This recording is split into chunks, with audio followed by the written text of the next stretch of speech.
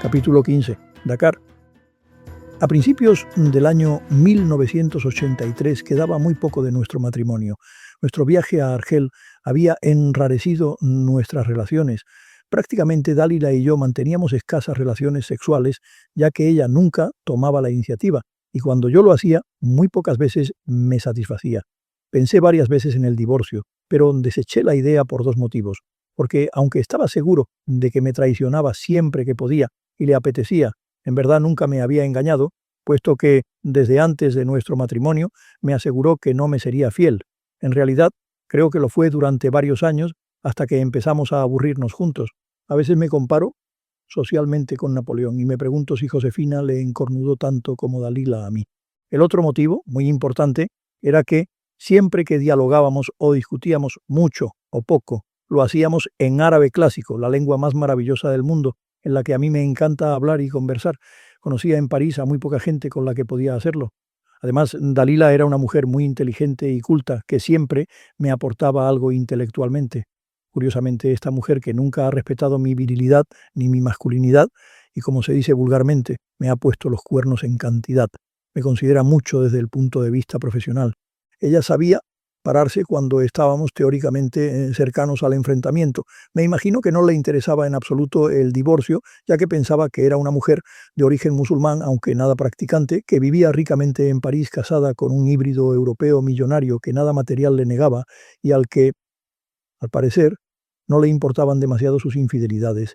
Era libre y hacía lo que quería. Además, posiblemente pensaba que a su edad, ya había pasado de los 40 años, no le irían bien los cambios. Podría decir que también nos unía nuestra hija Yasmín, pero no diría la verdad, ya que, tanto mi mujer como yo, aunque en aquel tiempo es posible que la quisiéramos, la veíamos muy poco. En la práctica, se la habíamos confiado a mi hermana Miriam, que la educaba con todo amor y dedicación. Así que Dalila y yo, aunque vivíamos en habitaciones separadas y nos veíamos solo de cuando en cuando, manteníamos nuestro statu quo. Yo le ingresaba en su cuenta una cantidad mensual importante y además no le negaba algunos caprichos complementarios que me planteaba. También, casi siempre por iniciativa suya, rompíamos la rutina viajando juntos a Londres, a Montecarlo, a Barcelona o a algunos balnearios o estaciones de invierno de éxito. Otras veces nos desplazábamos cada uno por su cuenta, solos.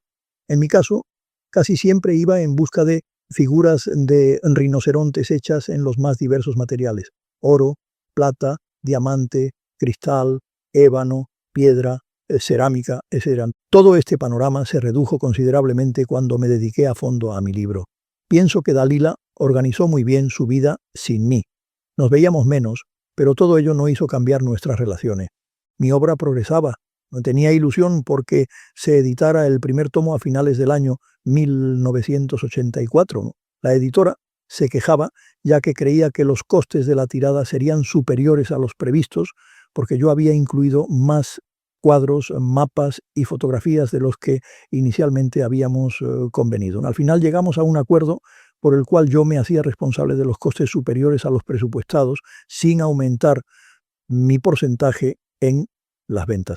Fue una feliz idea porque permitió que el libro tuviera una excelente impresión, lo que contribuyó al gran éxito que tuvo.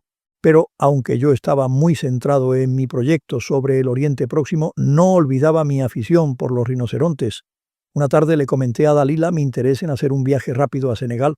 La corrección de algunas pruebas del primer tomo de mi libro, que se había iniciado a principios de año, me permitía dedicar alrededor de una semana a relajarme en lo que deseara. Quería viajar a ese país para buscar y eventualmente estudiar y comprar una excepcional figura de rinoceronte de la que me habían hablado. Estaba hecha, me decían, en un metal, el titanio, al parecer de la familia del rutilo y de la ilmenita, que se encuentra en pocos países, entre ellos en Senegal, la antigua colonia francesa.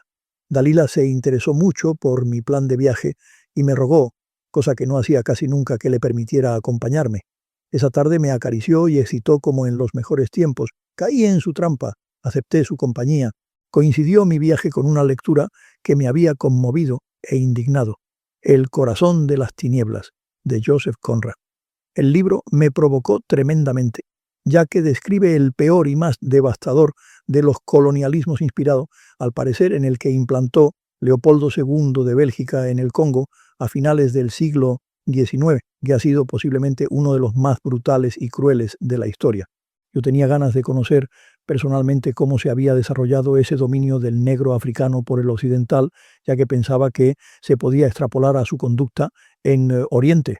Bien es verdad que Senegal nada tenía que ver con el Congo belga, máxime que era uno de los países de aquel mundo más culto y próspero, en el cual se vislumbraba la impronta de su presidente, Léopold Sédar Senghor.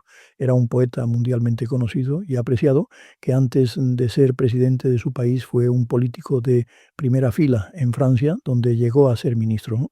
Como siempre, a pesar de que ya estaba débil, el viaje lo organizó Minotario. Fuimos a finales de febrero del 1983. Era el mes más favorable climatológicamente para visitar Senegal. Es el principio de la estación seca, así que no llueve o llueve muy poco y aunque hace bastante calor, no es húmedo. Es un tiempo agradable. Fuimos en avión desde París hasta Dakar, la capital del país, en un vuelo directo que comercialmente se llamaba La Estrella de Dakar. Llegamos a media tarde. Al pisar suelo senegalés, sentimos un calor agradable que fue el que tendríamos durante toda nuestra estancia. En el aeropuerto nos esperaban 3 senegaleses, 2 de ellos muy altos y el otro rechoncho y más bajo, que resultó ser el chofer, los 3 empleados de la empresa de alquiler de coches. El vehículo era un Mercedes-Benz 600. No teníamos ni idea de cómo un vehículo tan lujoso había terminado en Dakar, en una empresa de alquiler de coches. Seguramente había pertenecido a un rico magnate senegalés que lo habría cambiado por otro aún mejor. Los 2 hombres más altos eran 2 hommes à tout faire, es decir, los gregarios que nos acompañarían durante todo el viaje. Los 3 hablaban un francés aceptable. Nos llevaron al hotel que habíamos reservado, el mejor de la ciudad y en el centro de la misma, la Croix du Sud, que contaba con habitaciones dotadas con aparatos de aire acondicionado que funcionaban como querían, es decir, mal, pero que paliaban el calor insoportable que se había acumulado en las habitaciones. Después de ducharnos, cenamos juntos y luego con el chofer estudiamos el camino que teníamos que seguir desde Dakar a Diourbel, un pueblo cercano a la capital, donde vivía mi contacto. Más tarde el cansancio se impuso y dormimos muy bien esa noche. A las 6:30, 30 minutos antes de que amaneciera, nos esperaban nuestros acompañantes. Al igual que en el hotel, el aire acondicionado no funcionaba bien en el coche, pero no nos importó. Abrimos las ventanas. Además, no hacía demasiado calor. Debíamos aprovechar el tiempo, ya que, aunque no era mucha la distancia entre la capital y Diourbel, menos de 150 kilómetros, y el día era bastante largo, podían surgir algunos problemas para hacer todo el trayecto de ida y vuelta en el mismo día. El conductor era excelente y conocía bien la ruta, que no ofrecía paisajes de especial interés, salvo algunos espléndidos baobabs que jalonaban el camino. Me imaginaba que algunos de ellos podían ser más que centenarios, dada la enorme longevidad de ese árbol, muy admirado en el país hasta tal punto que aparece en el escudo de Senegal. De pronto sentimos un brusco movimiento dentro del coche. Nuestros acompañantes se miraron sin preocupación y nos dijeron inmediatamente que habíamos pinchado. El chofer nos indicó que era cuestión de 15 minutos. Todos bajamos a donde el Mercedes, Dalila y yo, para estirar las piernas y los acompañantes para solucionar la avería. Pero cuando sacaron la rueda de repuesto, comprobaron que estaba también pinchada. Los 3 se miraron con preocupación, como preguntándose, ¿qué hacemos ahora? Hablaron entre ellos y decidieron utilizar una bicicleta que guardaban en la parte trasera del vehículo para que uno de ellos se acercara a Diourbel a pedir ayuda. Mientras todos esperaríamos en el coche, mi mujer empezó a ponerse nerviosa. Intenté despreocuparla, pero no lo conseguí, ya que yo también estaba bastante inquieto. Allí estábamos en una solitaria carretera por la que no circulaban más que, de cuando en cuando, camiones destartalados. Hacía ya cerca de 1 hora que esperábamos ayuda. Un espléndido sol calentaba el húmedo ambiente. Los 4 sudábamos, posiblemente más de preocupación que de calor. De pronto, apareció en el horizonte un pequeño Citroën 2 Chevaux, similar al primer coche que tuve en París. Cuando llegó a nuestra altura se paró y de él bajaron un hombre europeo de edad avanzada y uno de nuestros gregarios, que colocó su bicicleta en la parte trasera del Mercedes. El recién llegado era un padre blanco, un misionero católico de edad avanzada, vestido a la europea. En aquel tiempo, estos religiosos eran, al parecer, frecuentes en Senegal. Ya conocía nuestro problema. Se ofreció a llevarnos a las cercanías de Diourbel para intentar buscar asilo en alguna posada o en casa de algún francés. Dejamos la solución en sus manos, no sin agradecerle su apoyo y comentar con sorna el hecho de que nuestro coche, un Mercedes, no tuviera rueda de repuesto en buenas condiciones, pero sí una bicicleta. El sacerdote pensó que lo mejor sería que nos acogiera por una noche un profesor francés que vivía solo, cerca, en los alrededores de Diourbel. Llegamos a su casa. Le explicamos nuestro problema, se ofreció amablemente a acogernos. Pudimos ducharnos, beber agua fresca y luego tomar algún alimento. El francés, que se llamaba Henry, era un real mozo de unos 40 años, esbelto, fuerte, de poblado bigote, con cierto parecido al chansonnier Brassens, de ojos azules y de habla y sonrisa muy agradables. Vivía en un bonito chalet que contaba con un amplio jardín bordeado por una cerca bastante alta y que era parte de un grupo de 4 casas iguales que formaban una pequeña placeta. La casa estaba bien acondicionada y además disponía de potentes ventiladores adosados al techo.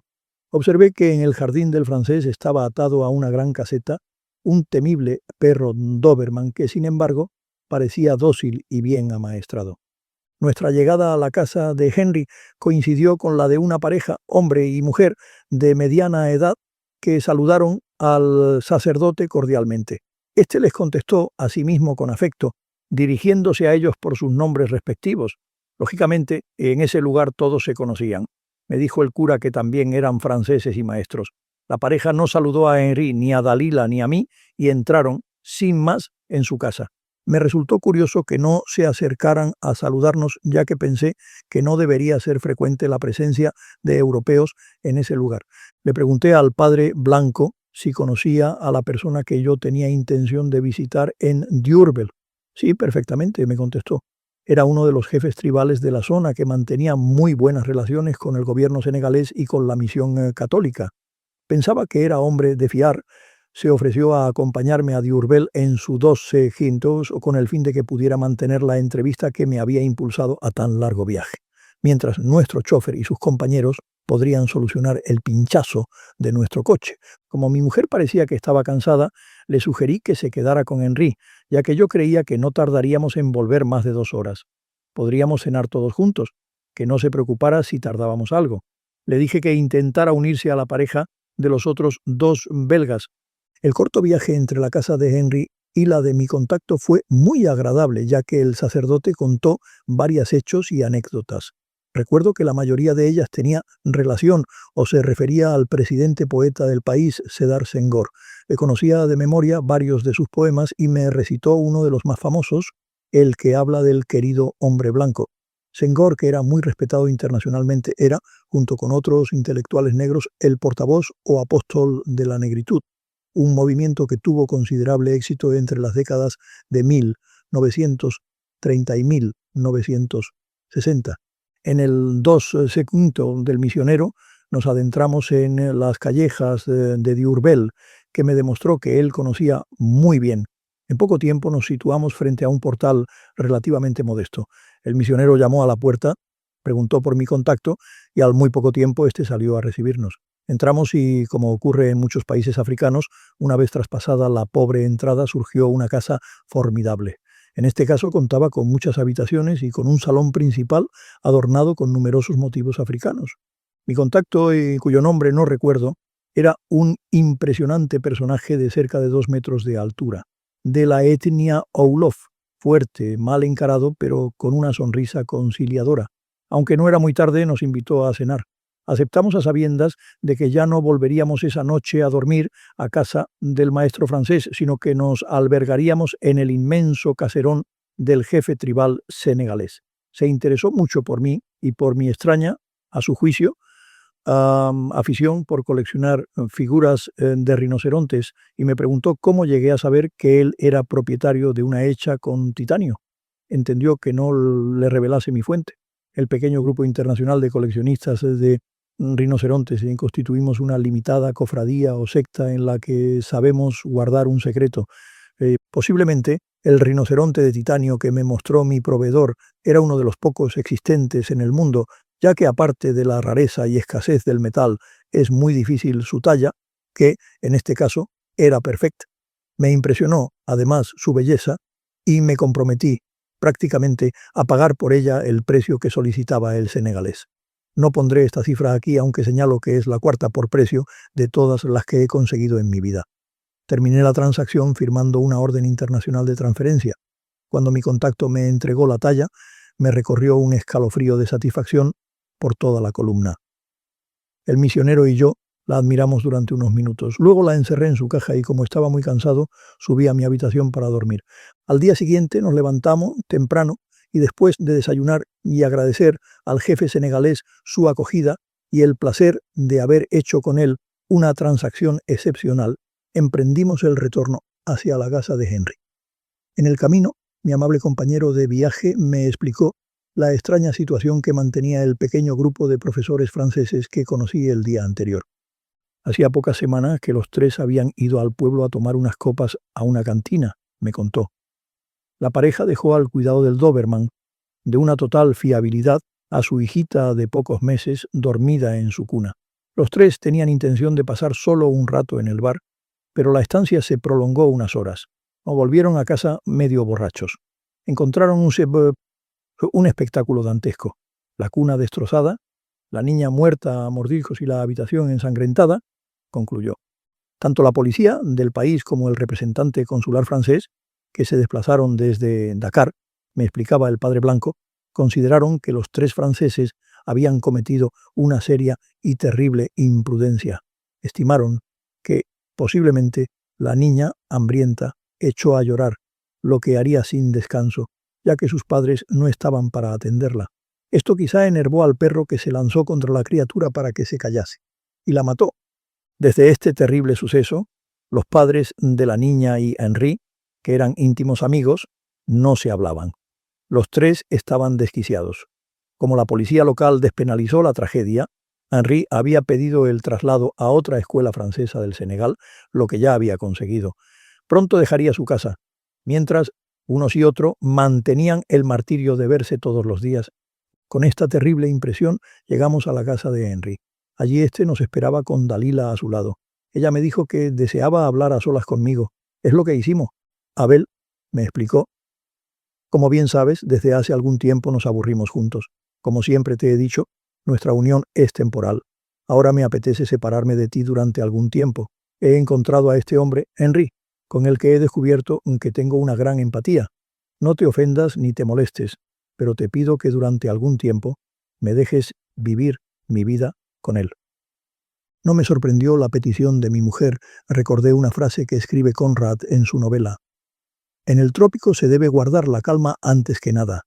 Ni siquiera lo pensé, así que, con toda flema, le dije, bien, si así lo quieres, así será. Pero pienso que eres consciente de lo que haces y a lo que te expones. Por si cambias de opinión, te esperaré 3 días en Dakar en el hotel.